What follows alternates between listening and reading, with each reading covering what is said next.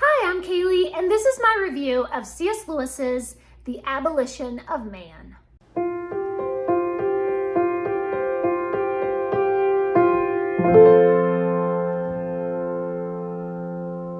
I'm kind of surprised that I hadn't already read this one. It's such a short little essay, it's not really even that long, but somehow I had just never picked it up before now. Lewis talks about the implications of the philosophical idea that we should only follow reason and completely cut out all emotion. Apparently there are some people, at least in Lewis's time there were, who thought that emotions were just crude and invalid. And even today there are people who will try to tell you that your emotions is just, a chemical imbalance or some chemical in your brain that is causing you to feel a certain way. And so therefore emotions don't matter. However, reason without emotion is unreality. That's not real. And even if that were true, Lewis says that it would lead to the abolition of man. Lewis attacks this issue from several different angles and perspectives, and he debunks arguments that the purest form of reason is instinct, and arguments that benevolent actions will be found through pursuing science, and that science would be the best moral compass for mankind to follow. Basically, Lewis talks about people who are trying to create a new morality for themselves, for reason being their morality or science being their morality, and it just doesn't work.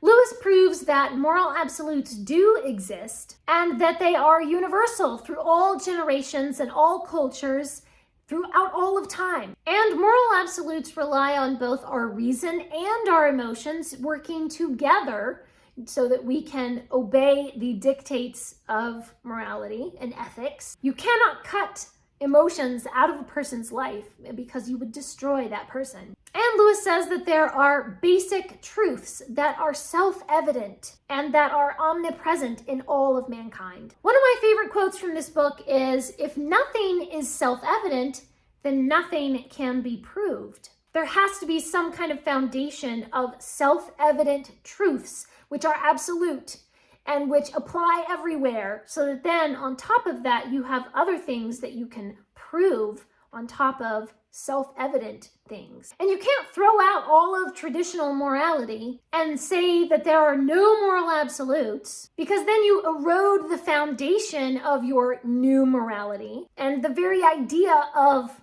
truth. Saying that there is no absolute truth is in itself an absolute statement.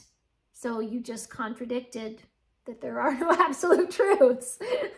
And if you step outside of truth, Lewis says in this essay that you have stepped out into the void. He says those who stand outside all judgments of value cannot have any ground for preferring one of their own impulses to another. So basically, if there is no truth, there is no value, there is no judgment, there is no discernment, there's no nothing, and all you're left with is your impulses. Another great quote that I love from this one talks about how if you follow the idea of obeying only reason and you have no moral absolutes, if you follow that down to its logical conclusion, then there's no value to anything. Lewis says that their extreme rationalism leaves them creatures of wholly irrational behavior, because mankind would be left at the mercy of their emotional impulses and their instincts. I agree with all of his basic arguments, and I really like the logical way that he explains everything. The writing is a little bit rambling,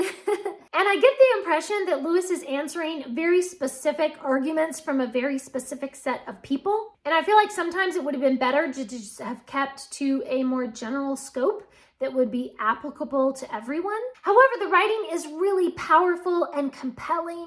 I love that Lewis can point towards Christianity without ever actually mentioning Christianity, because when you reach the conclusion of his logical arguments, proving that moral absolutes do exist and that they exist for everyone equally, whether people want to admit that or not, then the next logical step is to conclude that those moral absolutes were not created by mankind, but by someone outside of ourselves. He only mentions Christianity once or twice in the entire essay, but the overarching direction of his logic points toward Christ. I really enjoyed reading this essay, and I gave it 4 stars. I don't think it's the best of Lewis's Christian apologetics, but it's definitely worth the read. Please leave me a comment down below and let me know, have you read some C.S. Lewis, and is this one of your favorites? Or do you feel like, I'd rather read Mere Christianity or Screwtape Letters instead? Thanks for watching. Please subscribe. And remember, the right book in the right hands at the right time can change the world.